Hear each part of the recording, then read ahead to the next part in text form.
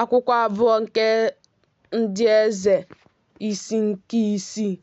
Ụmụ ndị amụma wee sị Elisha, biko lee, ebe anyị onwe anyị na-ebi n'ihu gị adịkarị anyị mkpa. Biko ka anyị jeruo Jọdan, sikwa n'ebe ahụ were nwoke ọbụla otu ntụhie, mere onwe anyị otu ebe n'ebe ahụ, ibiri n'ebe ahụ.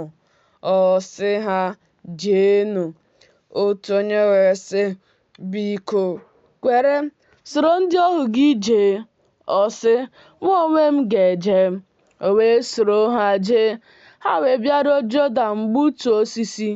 O ruo mgbe otu onye na-egbutu ntụhie ya, na anya ike dabara na mmiri, o wee tie mkpu sị, ewo Onyenwe m, nke ahụ bụ ihe arịọtara arịọta. Onye nke Chineke wee sị, olee ebe ọ dabara? O wee mee ka ọ hụ ebe ahụ. O wee gbutuo otu osisi tụba ya n'ebe ahụ, mee ka anya ike si n'elu mmiri see n'elu mmiri. O sị, weliere onwe gị. O wee setị aka ya were ya.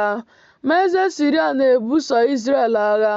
O wee mee ka ndị ohu ya dụọ ya ọdụ sị, n'ebe dị otu a ka ọmụma ụlọ ikwu m ga-adị.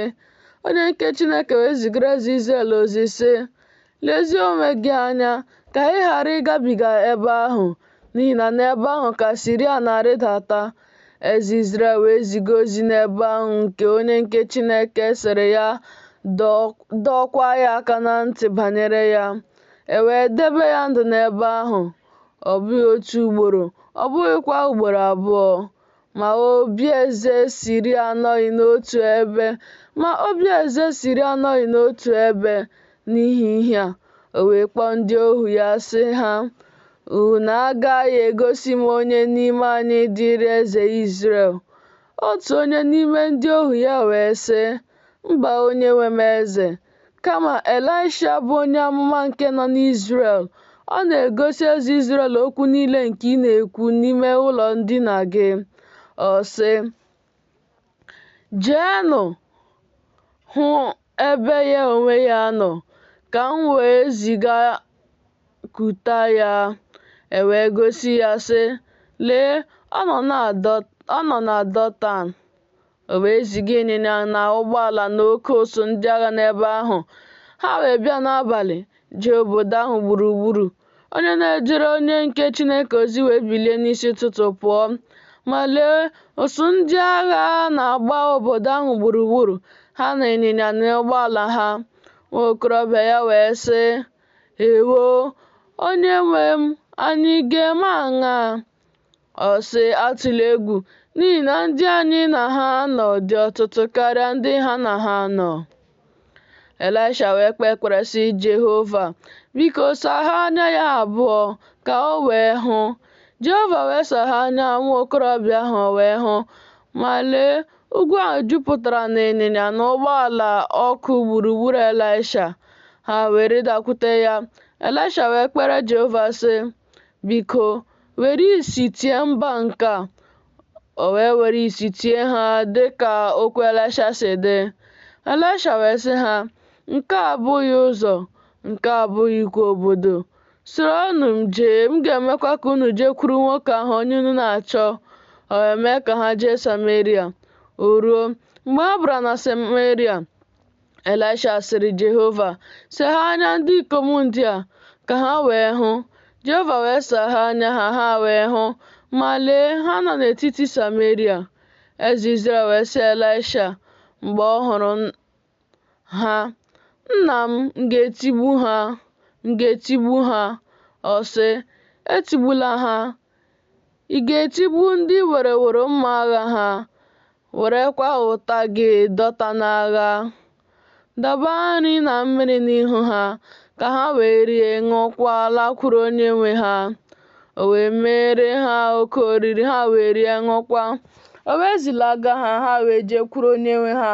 Ma ụsụ ndị na-apụnara mmadụ ihe nke Siria abataghị ọzọ n'ala Izrel. O ruo mgbe nke a gasịrị, na Ben-Hadad bụ eze Siria chịkọtara ọmụma ụlọ ikwu ya niile, rigoo, nọchigide Sameria n'agha.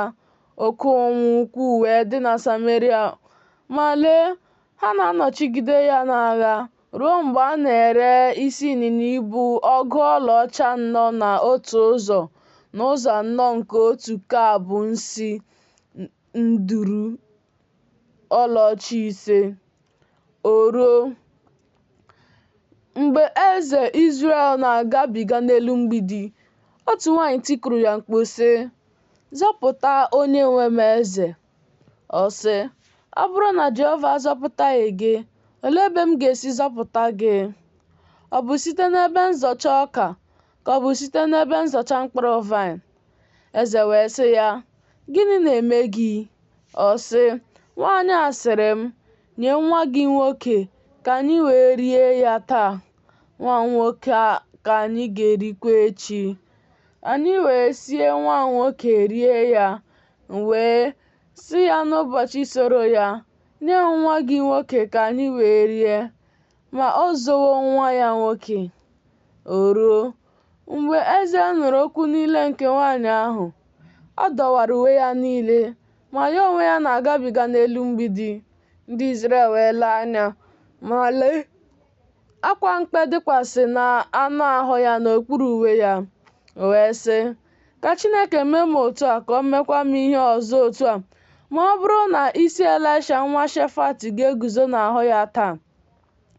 Ma Elisha na-anọdụ n'ụlọ ya, ndị okenye na-anọdụkwa n'ebe ọ nọ. Eze wee ziga otu nwoke site n'ihu ya, ma tupu onye ozi ahụ abịakwute ya, ya onwe ya sịrị ndị okenye, "Unu ahụwo na nwa ogbu mmadụ a ezitewo iwezuga isi m. Hụnụ, mgbe onye ozi ahụ na-abịa, mechienụ ụzọ, were ibu ụzọ kwagide ya. Ọrụ ụkwụ abụọ nke onye nwe ya adịghị m n'azụ ya." Mgbe ọ nọ na-akpanyere ha ụka, lee, onye ozi ahụ na-arịdakwuru ya. Ọ sị, "Lee, ihe ọjọọ sitere n'aka Jehova. Gịnị mere m na-ele anya Jehova ọzọ?"